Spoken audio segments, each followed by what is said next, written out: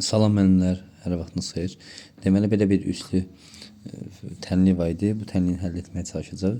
Müəllimlər, burada yəni hər hansı xüsusi bir düstur yoxdur. Sadəcə burada nə isə belə deyim də görmək lazımdır ki, çox işləmək lazımdır ki, bilə tutaq ki, x üstü x olmalı. Məsəl üçün axırda elə bir cavab olmalı ki, həmçinin 5 üstü 5 olmalıdır, 10 üstü olmalıdır və s. O da bunu hissə-hissə parçalamağa çalışacaq. X üstü x əvvəlcə qalsın yerində.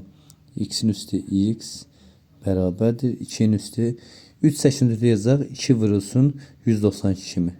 2 vurulsun 192 kimi yaza bilərik. İndi isə müəllimlər, baxın 2 vurulsun, yəni 2-nin üstü 2 vurulsun 2 üstü 192 deməkdir. Baxın bu 2 üstü 2-ni 4 kimi götürə bilərik biz. X-in üstü x bərabərdir 4'ün üstü 192. İndi isə mənimlə 192 biz necə hesablarıq? 3 vurulsun 64 kimi yaza bilərik. Yəni x-in üstü x bərabərdir 4'ün üstü 3 vurulsun 64. Yenə də mənimlə eyni qayda ilə 4'ün üstü 3'ü götürək. 4'ün üstü 3 nə edir? 64 edir. Deməli məsələmiz həll olundu. X-in üstü x bərabərdir 4'ün kubu 64.